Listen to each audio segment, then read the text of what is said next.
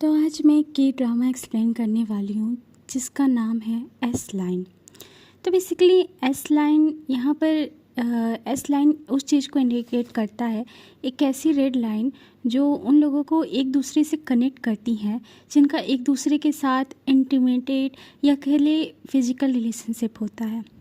तो स्टोरी की शुरुआत होती है, हमें एक लड़की को दिखाया जाता है जिसका नाम शिन होता है और जो कि वो कार के हॉर्न के साउंड से उठ जाती है और फिर वो खिड़की के पास जाती है और बाहर देखती है और हम उसकी खिड़की पे देख सकते हैं कि उसने पूरे कार्डबोर्ड से अपनी खिड़की को ढक के रखा होता है। और हमें ये भी पता चलता है कि वो लड़की उन रेड लाइन्स को देख सकती है। उसे उसके सामने वाली पड़ोसी भी उसे हाय करती है पर वो उसे इग्नोर करके अंदर चली जाती है। फिर हमें सिन के पास्ट के बारे में दिखाया जाता है। जब से सिन पैदा हुई है तब से उसे वो रेड लाइंस दिख रही है। फिर जैसे जैसे सिन बड़ी होती गई उसे वैसे वैसे उन रेड लाइंस का मतलब समझ में आने लगा। सिन अपने बचपन में अपने ड्राइंग्स में भी उन रेड लाइंस को बनाया करती थी, जिसे उसकी मॉम देखकर उसका मतलब समझ जाती है और उसे ये भी पता चलता है कि उसके हस्बैंड का चक्कर उसकी बहन से चल रहा होता है। इस बात से वो इतनी पागल सी हो जाती है कि वो अपने हस्बैंड का मर्डर ही कर देती है। और जब सिन को ये एहसास होता है कि उसकी इस पावर की वजह से किसी की जान भी जा सकती है, तब से सिन ने अपने आप को लोगों से दूर रखना शुरू कर दिया और शांत रहना शुरू कर दिया। सिन ने कई बार कई तरीके से सुसाइड भी करने की कोशिश की पर वो हर समय नाकामयाब रह जाती थी। कभी वो अपने हाथ काटने की कोशिश करती थी, कभी वो छत पे से कूदने की कोशिश करती थी, पर कोई ऐसी सुपर नेचुरल पावर होती है जो उसको मरने ही नहीं देती है। अगर हाथ काटती थी उसका हाथ ऑटोमेटिक हील हो जाता था, छत पे से कूदती थी तो वापस से जैसे टाइम रिवर्स हो जाता था और वो छत पे वापस चली जाती थी, वो कभी मरती ही नहीं थी। एक वक्त ऐसा आता है कि जब सिन एकदम अकेले पड़ जाती है। फिर सिन डिसाइड करती है कि वो इन रेड लाइंस के तह तक जाएगी कि ये कहाँ से आई है, इसे किसने बनाया है और इसे कौन कौन देख सकता है। तभी सिन के डोर पे रिंग बेल होती है। सिन डोर के पास जाती है और डोर के होल से देखती है। दूसरी तरफ हमें बाहर उसी लेडी को दिखाया जाता है जो सिन को सुबह हाय बोलती है खिड़की से। वो औरत कई बार डोरबेल बजाती है पर सिन बाहर नहीं निकलती है। फिर वो लेडी ब्लैक कलर की प्लास्टिक में कुछ सिन के लिए डोर पे रख देती है और फिर स्टेयर्स पे बैठकर बताती है कि वो अभी अभी सामने वाले घर में शिफ्ट हुई है और वो यहाँ के लोगों को इस तरह के फ्रूट्स दे रही होती है, तो वो सिन के लिए भी ले आई होती है। पर सिन दूसरी तरफ अंदर से कुछ भी रिस्पॉन्स नहीं करती। दूसरी तरफ वो लेडी कोई रिस्पॉन्स ना मिलने की वजह से वहाँ से चली जाती है। उस लेडी के जाते ही सिन फिर हल्का सा दरवाज़ा खोलती है और वो फ्रूट के जो प्लास्टिक रहती है वो अंदर ले लेती है। फिर अंदर आकर उन पीचेस को वो खाने लगती है। वो जिस तरह से खाती है हमें एक बात पता चलता है कि उसने बहुत दिनों बाद ऐसे फ्रूट्स खाए होते हैं। सीन शिफ्ट होता है, हमें आर्क पुलिस स्टेशन दिखाया जाता है जहाँ पर हमें एक कॉप को दिखाया जाता है। वो पुलिस स्टेशन में एंटर करता है और फिर अपने डेस्क पर जाकर अपना काम करने लगता है। तब इसका कलीग आकर उससे पूछता है कि उसे आज इतना लेट कैसे हो गया, जिस पर वो कॉप जवाब देता है कि बड़े लंबे समय बाद वो अपने अंकल होने की ड्यूटी निभाने की कोशिश कर रहा है। जिस पर उसका कलीग उससे पूछता है कि क्या वो अपने हाई स्कूलर भतीजी की बात कर रहा है, जिस पर वो कॉप बोलता है हाँ, और यह भी बताता है कि वो काफ़ी ज़िद्दी होती जा रही है पर वो क्या ही कर सकता है, उसके अलावा उसके भतीजे का और इस दुनिया में है ही कौन जिस पे वो डिपेंड हो सके। तो उसकी दूसरी कलीग जो रहती है वो बोलती है कि उसकी भतीजी का क्या होगा अगर वो शादी कर लेगा, जिस पर वो दोनों कॉप जो रहते हैं वो हंसने लगते हैं। सीन शिफ्ट होता है, हमें उस कॉप को उसके कलीग साथी के साथ किस करते हुए दिखाया जाता है। तभी वो लड़की उससे पूछती है कि वो उसकी शादी में आएगा ना ऐसे कलीग, जिस पर कॉप कोई जवाब नहीं देता और वो लड़की वहाँ से गुस्सा होकर चली जाती है। फिर सीन शिफ्ट होता है, हमें स्कूल में किम हेन नाम की एक लड़की को दिखाया जाता है जो कि टेरेस पे जाती है, जहाँ पर कुछ लड़कियाँ मिलकर एक लड़की को जिसका नाम सना होता है उसे पीट रही होती है। तभी किम भी आती है और उसे पीटने लगती है और उससे पूछती है कि उसने पैसे मंगाए आए थे तो वो पैसे क्यों नहीं लाई, और उसने रिपोर्ट तो नहीं किया ना उससे। जिस पे सना ना में सिर हिलाती है। फिर किम उसे और मारते हुए पूछती है कि उसके अंकल पुलिस में है तो इसलिए क्या उसके कॉल मैसेजेस इसीलिए वो इग्नोर कर रही है और रिप्लाई नहीं करती है। तभी किम सना को बाल पकड़कर उसे ले जाकर बाउंड्री पर ढकेल देती है। तभी सना हंसने लगती है, जिस पर किम जो है सना का कॉलर पकड़ के उसे नीचे गिराने की धमकी देती है कि अगर उसने रिपोर्ट किया तो वो यहाँ से उसको ढकेल देगी। सीन शिफ्ट होता है, हमें क्राइम सीन पर दिखाया जाता है जहाँ एक औरत का मर्डर हुआ होता है। वहाँ डिटेक्टिव हान और उसका साथी डोंगसी जिसका नाम होता है, दोनों इन्वेस्टिगेट कर रहे होते हैं। डिटेक्टिव हान नोटिस करता है कि बाकी पूरा घर बिखरा हुआ है पर यहाँ सब कुछ अच्छे से अरेंज है, यहाँ तक कि जो डेड बॉडी है वो भी एकदम क्लीन है। डिटेक्टिव हान को लगता है कि यह सब दिखाने के लिए ऐसा किया गया है। फिर जब डिटेक्टिव हान कमरे से बाहर जाता है तब वो नोटिस करता है कि टेबल पे बहुत सारे खाने के पार्सल के पैकेट पड़े होते हैं, और फिर वो अपने कलीग से इस रेस्टोरेंट को चेक करने को कहता है जहाँ से ये पार्सल आए हैं। तभी डिटेक्टिव हान की एक फ़ीमेल कलीग आती है और उससे बताती है कि फर्स्ट फ्लोर वाली जो है उन्होंने एक हेलमेट पहने आदमी को इस औरत के अपार्टमेंट में कल देर रात को जाते हुए देखा था, जो कि एक डिलीवरी मैन जैसा लग रहा था। फिर सीन शिफ्ट होता है, हमें दोनों डिटेक्टिव को स्टेशन पर दिखाया जाता है जहां वो दोनों उस मर्डर को डिस्कस कर रहे होते हैं। जहां डोंगसी बोलता है ना पैसे गायब हुए हैं ना कोई असॉल्ट हुआ है, तो क्या ये किसी पागल इंसान का काम है। तभी डिटेक्टिव हान उस फूड डिलीवरी के बारे में पूछता है, जिस पर डोंगसी बताता है कि वो औरत अक्सर खाना ऑर्डर किया करती थी पर उसने उस दिन कुछ ऑर्डर नहीं किया था। फिर डिटेक्टिव हान उस औरत की डेटिंग लाइफ के बारे में पूछता है, जिस पर डोंगसी बताता है कि एक लवर था पर उससे 1 साल पहले ही ब्रेकअप हो गया था। सीन शिफ्ट होता है, हमें दिखाया जाता है सिन को जो अपना दरवाज़ा हल्का सा खोलकर अपने पार्सल को अंदर ले रही होती है। तभी वो एक प्लास्टिक बैग नोटिस करती है जिसमें एप्पल होते हैं, वो उसको भी अंदर ले लेती है, जो कि शायद उसी पड़ोसी ने रखा हुआ होता है। फिर सिन अंदर आती है और न्यूज़ देखने लगती है। न्यूज़ में उस औरत के मर्डर के बारे में बताया जाता है और ये भी बताया जाता है कि ये तीसरा मर्डर है जो कि सिन के ही एरिया में हो रहा है। फिर तभी हमें रिपोर्टर को विक्टिम के घर के बाहर रिपोर्ट करते हुए दिखाया जाता है। तभी सिन रिपोर्टर के पीछे हेलमेट पहने एक आदमी को नोटिस करती है जिसके ऊपर केवल एक रेड लाइन होता है। इसकी वजह से सिन का ध्यान उस हेलमेट वाले आदमी के ऊपर जाता है। तभी सिन को बाहर मोटर बाइक की आवाज़ आती है। जब सिन खिड़की से देखती है तब उसे हेलमेट पहने हुए एक आदमी दिखता है जिसके ऊपर भी केवल एक ही एस लाइन होती है। यह देख उसे एक शक होने लगता है। वह जाती है, तुरंत अपना मोबाइल खोजती है पर उसका मोबाइल डिस्चार्ज होता है। वो तुरंत अपना मोबाइल चार्ज में लगाती है। फिर वो जब खिड़की पर दोबारा जाकर देखती है तब वो देखती है कि वो आदमी उसके सामने रहने वाली औरत के घर में चला गया होता है। वो तुरंत खिड़की पर से कार्डबोर्ड हटाने लगती है। फिर वो मोबाइल स्विच ऑन करती है और इमरजेंसी लाइन पर कॉल करती है। सिन इमरजेंसी लाइन पर उस हेलमेट वाले आदमी के बारे में बता ही रही होती है। तभी वो देखती है कि वो आदमी उस औरत को किस करने लगता है और दोनों इंटीमेट होने लगते हैं, जिससे उन दोनों के बीच में भी एक एस लाइन बन जाती है। सिन यह देखकर कंफ्यूज होने लगती है। तभी सिन को हेलुसिनेशंस होने लगते हैं जहाँ उसे हर जगह एस लाइन दिखने लगती है। सीन शिफ्ट होता है, हमें क्लासरूम में दिखाया जाता है जहाँ सना एब्सेंट होती है। फिर क्लास के बाद किम हिन सना का लॉकर तोड़ती है जहाँ उसे कुछ कपड़े मिलते हैं और एक हर्ट शेप में लेटर भी मिलता है, जिसे देखकर वो सब हंसने लगते हैं। सीन शिफ्ट होता है, हमें डिटेक्टिव हान को उसके घर पर दिखाया जाता है। तभी सना वहाँ आती है। डिटेक्टिव हान की भतीजी जो कि वो होती है। हान पूछता है कि वो स्कूल क्यों नहीं गई। तभी सना उससे कुछ पैसे मांगती है। हान अपने पर्स में से कैश निकालता है और सना को देते हुए बोलता है कि अभी इतने ही है, बाकी वो कल उसे दे देगा। तभी सना पूछती है कि वो और उसे कितने पैसे दे सकता है। तभी डिटेक्टिव हान सना के पास आता है और उसके चेहरे पर नोटिस करता है और उससे पूछता है ये चोट उसे कैसी लगी, लेकिन सना उसे इग्नोर कर वहाँ से जाने लगती है। तभी डिटेक्टिव हान जो रहता है वो सना का हाथ पकड़ता है और उसका हाथ पकड़ के उसके चोट देखने लगता है।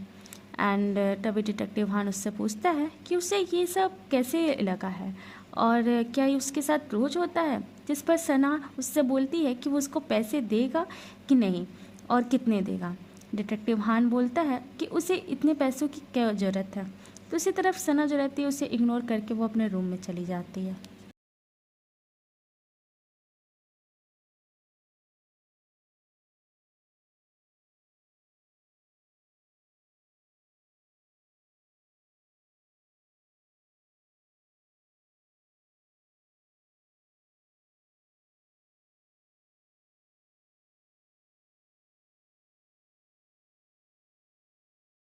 फिर डिटेक्टिव हान जो रहता है वो बालकनी में जाके स्मोकिंग करने लगता है। तभी उसके कलीग का कॉल आता है जो कि उससे बताता है कि जो डिलीवरी ड्राइवर पे जिसे उन्हें सस्पेक्ट था उसके बारे में एक खबर मिली है। और फिर बताता है कि कहाँ से उन लोग को ये बात पता चली, ये खबर मिली। एंड जब वो एड्रेस सुनता है तो वो हैरान हो जाता है क्योंकि वो उसके सामने वाले बिल्डिंग का ही एड्रेस रहता है। वो तुरंत वहाँ अपने सामने वाले बिल्डिंग में जाता है और शिन का दरवाज़ा नॉक करने लगता है। और काफ़ी देर तक वो मतलब सिन को बुलाता रहता है लेकिन अंदर से कोई रिस्पांस नहीं मिलता है। उसको लगता है घर पे कोई है नहीं। तभी ऊपर से एक आदमी आता है और उससे बोलता है कि ये जो अपार्टमेंट में रहती हैं वो कभी बाहर नहीं निकलती, यहाँ तक कि उनका जो कूड़ा रहता है वो दरवाजे पे ही रहता है और उनकी जगह कोई और कूड़ा फेंकता है।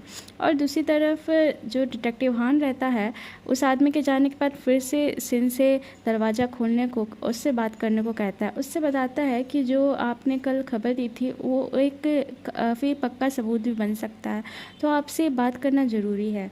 जिस पर सिन जो रहती है वो हल्का सा दरवाज़ा खोलती है सेफ्टी लॉक के साथ और बोलती है कि मैंने गलत देखा था। एंड दूसरी तरफ डिटेक्टिव हान उससे पूछता है कि कल जो हुआ था उसके बारे में आप डिटेल इन्फॉर्मेशन दे सकती है। जिस पर सिन उसे बताती है कि वो मुझे लगा कि वो औरत खतरे में है पर वो असल में उसका लवर निकला, तो मैंने गलत देखा था। जिस पर वो आदमी डिटेक्टिव हान जो रहता है उससे बोलता है कि आजकल जो इंसिडेंट हो रहे हैं तो हमें हर चीज़ की खबर रखना ज़रूरी है। फिर उसको देख के उससे पूछता है कि क्या वो स्टूडेंट है, वो स्कूल नहीं जाती। तो उसी तरफ जो शिन रहती है उसका जवाब दिए बिना दरवाज़ा तुरंत बंद कर देती है। सीन शिफ्ट होता है, हमें रात का समय दिखाया जाता है एंड हमें फिर से उसे हेलमेट वाले आदमी को दिखाया जाता है। वो उसी बिल्डिंग में एंटर करता है एंड ऊपर सीढ़ियों से चढ़ने लगता है। तभी सिन को बाहर कुछ आवाज़ आती है। सिन अपने दरवाजे पे जाती है और डोर पे जाके चेक करती है अंदर से एंड वो हेलमेट वाले आदमी को देखती है। उसके सिर पे भी एक गैस लाइन गई होती है जो उसको काफ़ी अजीब लगती है एंड वो हेलमेट वाला शिन के दरवाजे की तरफ देखने लगता है और फिर वहाँ से चला जाता है। सीन शिफ्ट होता है, हमें सना को दिखाया जाता है जो कि एक मार्केट प्लेस पे बैठी होती है एंड वो अपना मैसेज चेक करती है जहाँ पर उसकी बुली जो रहती है उसे मैसेज करती है कि वो आज क्यों नहीं आई थी और अगर वो कल नहीं आएगी तो उसके साथ अच्छा नहीं रहेगा। एंड फिर हमें दिखाया जाता है एक औरत रहती है, वो एटीएम से पैसे निकाल के वहाँ से जाने लगती है। दूसरी तरफ सना उसका पीछा करना शुरू कर देती है। औरत जो रहती है वो एक गली में से गुजरने लगती है और सना उसका पीछा करते करते उस गली में चली जाती है। सना जो रहती है वो उसके पर्स के पीछे रहती है, वो उसका पर्स छीनने की कोशिश करती है लेकिन तभी वहाँ कुछ आदमियों के ग्रुप आ जाते हैं एंड सना का जो कोशिश रहता है वो नाकामयाब रह जाता है एंड तभी वहाँ वो कुछ ग्रुप में किसी लड़के को सीन शिफ्ट होता है। हमें डिटेक्टिव हान उसके कलीग को खाते हुए दिखाया जाता है जो कि खाते हुए उस केस के बारे में डिस्कस कर रहे होते हैं जो रिसेंटली मर्डर हुआ होता है। तब डिटेक्टिव हान का कलीग उसे बताता है कि जो औरत का भी मर्डर हुआ है उसका एक्स बॉयफ्रेंड उसी एरिया में रहा करता है और जो कि बिल्डिंग बी के 303 यूनिट में रहता है जिसका नाम जियोंग मिन है। और सबसे बड़ा कोइंसिडेंट वाली बात ये है जो 2 हफ्ते पहले जिस औरत का मर्डर हुआ था उसका भी जियोंग से एक संबंध है। जिस जिम में जियोंग जाया करता था उसी जिम में वो औरत भी जाया करती थी। ये बहुत बड़ा एक कोइंसिडेंट है। और दूसरी तरफ जो डिटेक्टिव हान रहता है वो भी ये सुनकर थोड़ा हैरान हो जाता है और वो पूछता है कि वो उस आदमी की फ़ोटो रखा है। तब उसका कलीग उसे उसका फ़ोटो दिखाता है उस आदमी का एंड डिटेक्टिव हान जो रहता है तभी उसे याद आता है कि जब वो अपने सामने वाली लड़की को इंटरोगेट करने गया था तब उसे वो आदमी मिला था जिसने उसे बताया था कि ये लड़की घर से बाहर नहीं निकलती है। और उन दोनों को ये बहुत बड़ा कोइंसिडेंट लगता है। वो दोनों वहाँ से निकल रहे होते हैं उसकी घर की तरफ छानबीन करने, तभी डिटेक्टिव हान को एक कॉल आता है एंड वो तुरंत वहाँ से निकल जाता है अपने कलीग को छोड़कर। एंड वो अपने डैड को कॉल लगा रहा होता है लेकिन कॉल नहीं लगता। वो हॉस्पिटल पहुँचता है जहाँ पर हॉस्पिटल में एक स्टाफ रहती है। वो उसे बताती है कि उसके डैड अचानक से गायब हो गए और वो लोग हर जगह ढूंढे लेकिन उसके डैड कहीं नहीं मिले। दूसरे डिटेक्टिव हान जो रहता है वो दौड़ के टेरेस पे पहुँचता है जहाँ पे हमें डिटेक्टिव हान के फादर को दिखाया जाता है जो कि बाउंड्री के पास खड़े होते हैं। पहले डिटेक्टिव हान आगे बढ़ रहा होता है तभी वो वहीं रुक जाता है। आई थिंक वो इस टाइम पे सोचने लगता है कि अगर उनके फादर वहीं से कूद जाए तो यहीं ज़्यादा सही रहेगा। तभी वहाँ पर जो स्टाफ रहता है हॉस्पिटल का वो पहुँच जाता है और उनके फादर को वहाँ से नीचे उतारने लगता है। फिर सीन शिफ्ट होता है, हमें दिखाया जाता है डिटेक्टिव हान का जो कलीग रहता है जिसका नाम डोंगसी होता है वो उसी एरिया में पहुँचता है, उसी एड्रेस पे पहुँचता है और 303 अपार्टमेंट में जाकर छानबीन करने लगता है। वो अपार्टमेंट में जब घुसता है तब पूरा अंधेरा होता है और फिर वो हर जगह देखने लगता है। तभी वो एक कमरे के पास पहुंचता है जहाँ पर पूरी मतलब वो कमरा रेड कलर से कलर रहता है, रेड लाइंस बनी रहती है। एंड वो डिटेक्टिव हान को कॉल लगाता है और बोलता है यहाँ कुछ ठीक नहीं है। एंड तभी पीछे से जो आदमी रहता है जिसका नाम जियोंगमिन रहता है वो तुरंत डोंगसी पे हमला कर देता है एंड कॉल कट हो जाता है। एंड वो अपने आप को प्रोटेक्ट करने की कोशिश करता है लेकिन नहीं कर पाता। दूसरी तरफ डिटेक्टिव हान जो रहता है वो भी कंफ्यूज हो जाता है, डोंगसी को कॉल लगाने लगता है लेकिन कॉल नहीं लगता। लास्ट में जो डोंगसी रहता है वो पकड़ा जाता है और जियोंगमिन उसे चेयर से बांध देता है। और फिर हमें दिखाया जाता है जियोंगमिन जो रहता है वो हेलमेट पहने हुए रहता है और वो एक चश्मा लगाता है और फिर वहाँ से निकलने लगता है। और दूसरी तरफ हमें दिखाया जाता है शिन को जिसे वो तुरंत अपने अपार्टमेंट के बाहर देखती है खिड़की से एंड वो हेलमेट पहने हुए आदमी को देखती है जिसके सिर पे एक ही एस लाइन होती है और जो कि वो उस औरत से शायद कनेक्टेड रहती है। शिन जो रहती है वो तुरंत अपना मोबाइल उठाती है इमरजेंसी कॉल करने के, लेकिन मोबाइल उसका स्विच ऑफ हो जाता है और उसे कुछ समझ में नहीं आता है। लास्ट में वो डिसाइड करती है कि वो खुद जाएगी। वो जाती है किचन से एक नाइफ़ उठाती है और अपना चश्मा लगा के अपने अपार्टमेंट से कई सालों बाद वो बाहर निकलती है।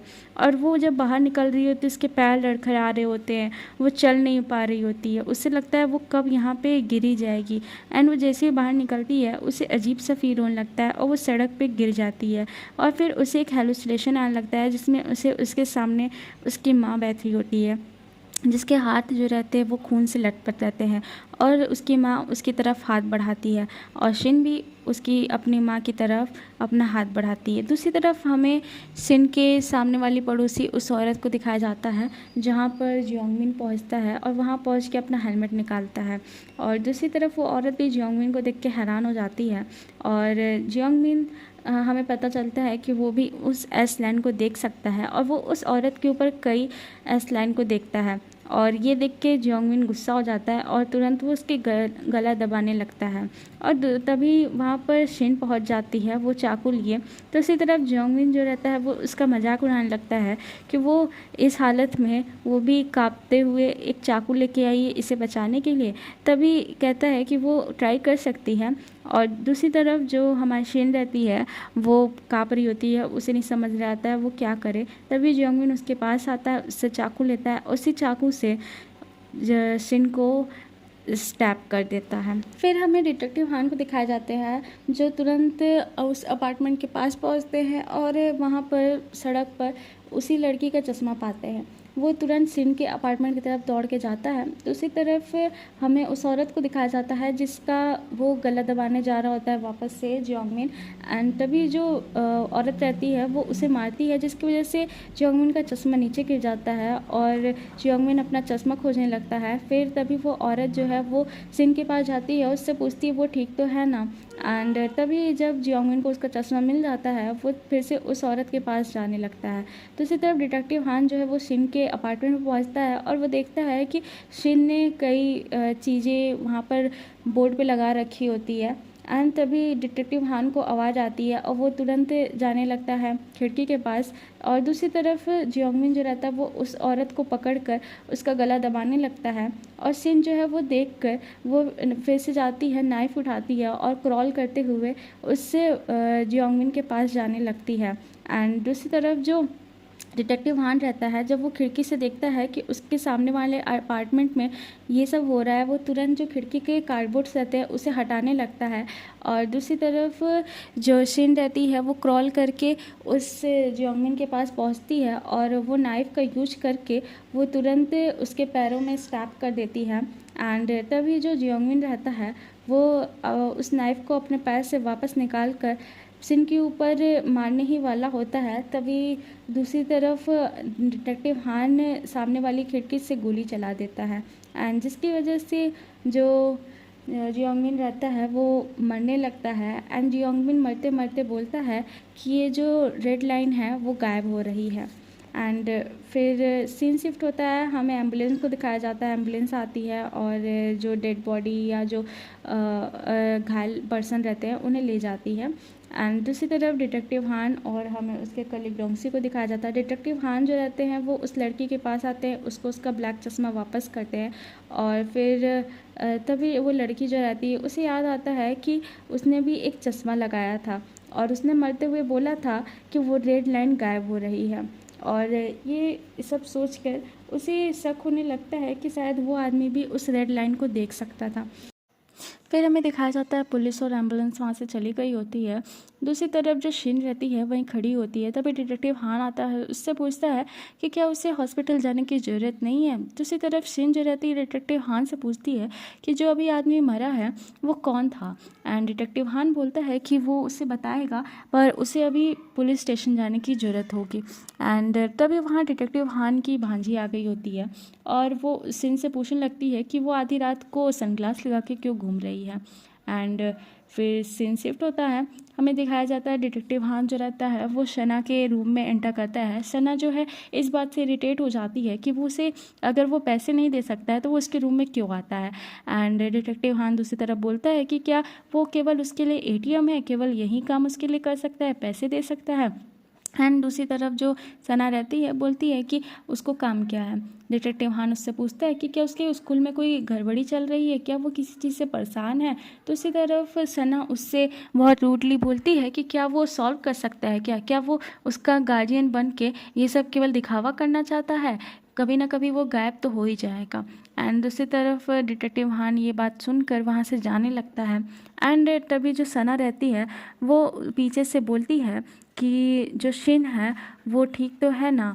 तो जिस पर डिटेक्टिव हान बोलता है क्या वो उसे जानती है, जिस पर सना बताती है कि शिन जो है वो उसके मिडिल स्कूल की क्लासमेट है।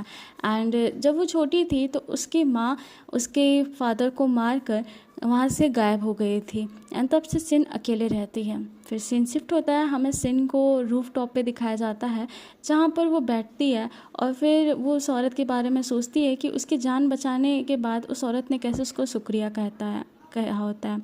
फिर वो उसे याद आता है कि एस लाइन ने सच में किसी की इस पर जान बचाई है, ना कि जान ली है। और फिर वो अपने सनग्लासेस निकालती है और हमें कई सारे एस लाइन निकलते हुए दिखाया जाते हैं। फिर तभी शिन को एक मैसेज आता है ब्लॉक नंबर से, जिस पर लिखा होता है कि मैं भी वो दुनिया देख सकता हूँ जो तुम देख सकती हो, तुम आर्क हाई स्कूल में आओ। एंड यहीं पर एपिसोड 1 ख़त्म होता है।